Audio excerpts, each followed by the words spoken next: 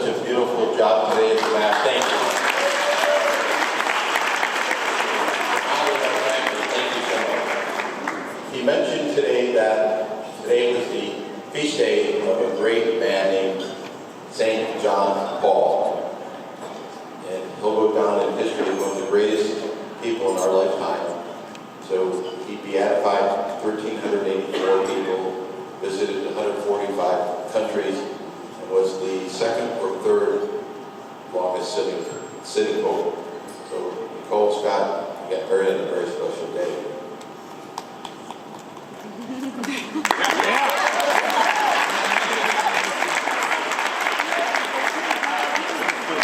About 2,000 years ago, it was a very special wedding. Some of my family sure this, some of my friends. It was a wedding feast of Cana. So why was that so special? Well, the wedding feast of Cana was done in biblical times, and at that time they would invite the entire village. It would last a week, and if they couldn't afford it, it would be 3 or 4 days. Why was it so important? There's a lot of symbolism in the Catholic Church. The symbolism of the wedding feast of Cana is when Our Lady asked her son to convert the water into wine. Why was that so special?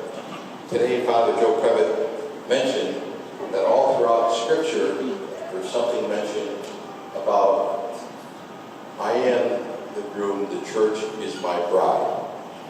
The reason it's so important, so symbolic, is the wedding feast of Cana represents the ultimate gift. It represents heaven. And marriage represents the opportunity to get to heaven. And so with this great opportunity, it really represents the covenant of love and the circle of love. So when you think about how special a wedding is, a wedding is a celebration of eternity, no suffering, people laughing, drinking, having fun. It's a really unique opportunity.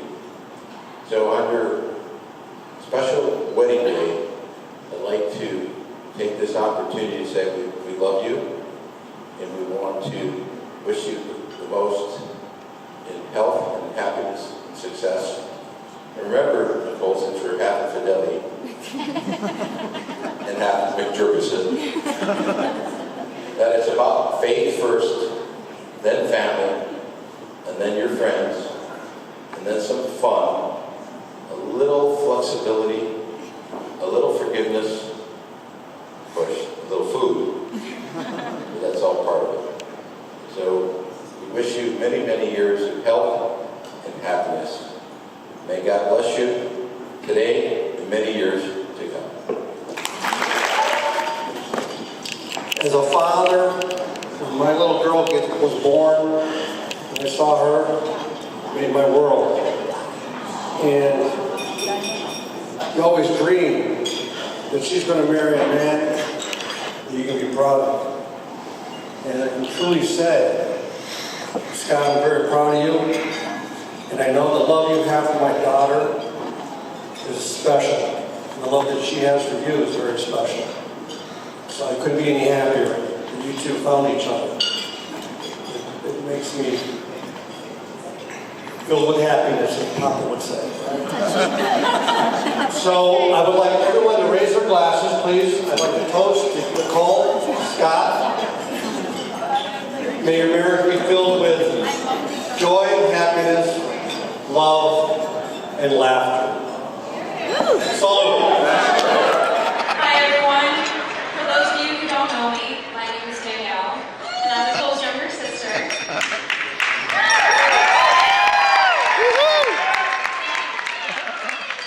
So I've known Nicole my whole life, and in case you aren't aware, Nicole and I are 7 years apart. My mom has always said that Nicole prayed for me. There are times I'm sure she regretted that. I was definitely that annoying little sister who would tattletale and always wanted to hang out with her and her friends. But from the moment I was born, she has always taken care of me. It's a running joke in our family that Nicole has always acted like my mom.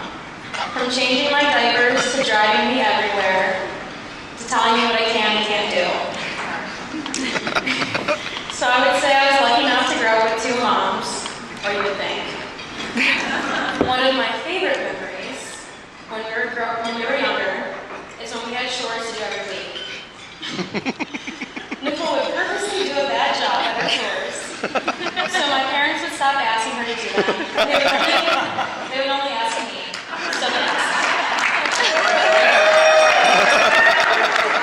The game within the game. But as we've grown up and gotten older, we've gotten closer and closer each day. I'm thankful I have someone to call when I need advice or when I'm just bored and want someone to talk to. I love when you invite me over for dinner or to go out with you and your friends. You're always there for me, and I truly am grateful to have a sister and a second mom like you.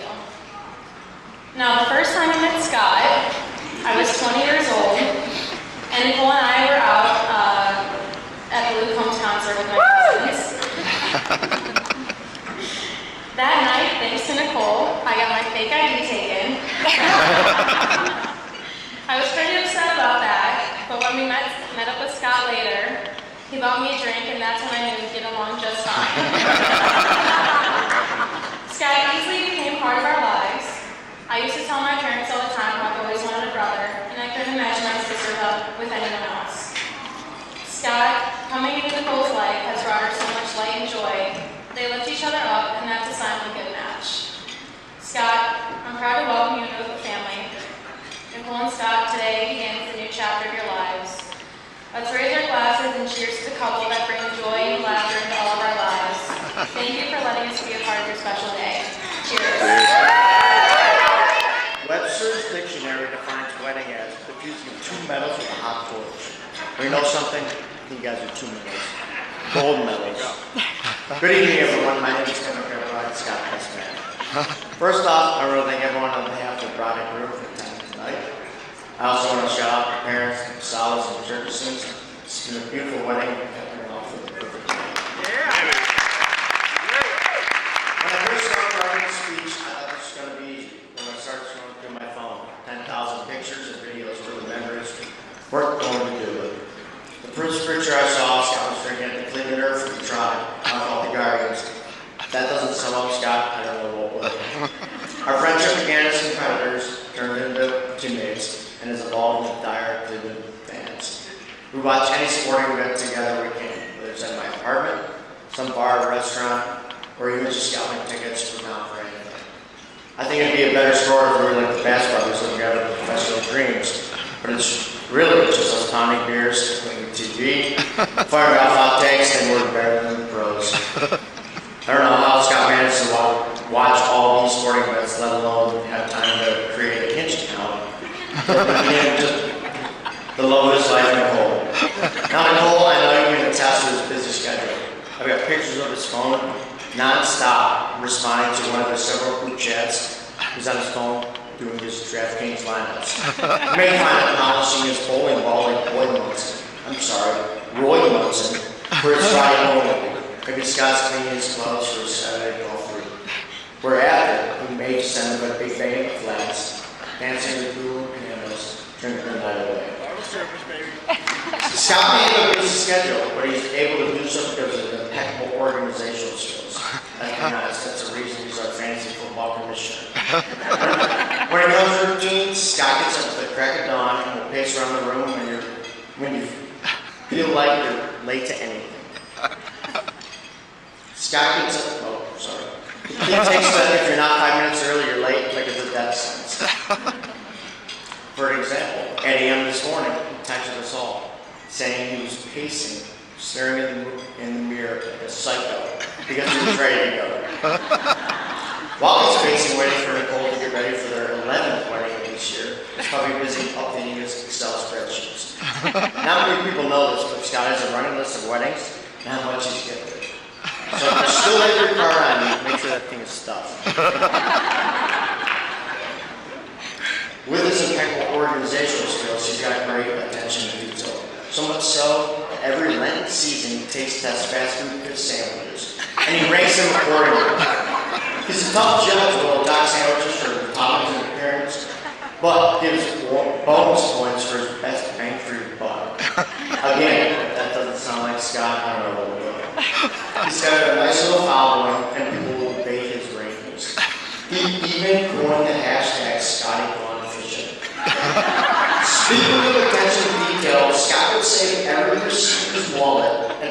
sure you didn't get overcharged for the night out. He had a real life George Costanza wall. Another area where Scott loves some organization, gambling. Any type of gambling, Scott loves a passion. Whether it's betting the ponies, betting me that Notre Dame won't be a 500 football team for the upcoming season, which he won often. Or that one time he bet that leather jacket on his own back against Burgers. I won't say he won, but looks like he's got it on.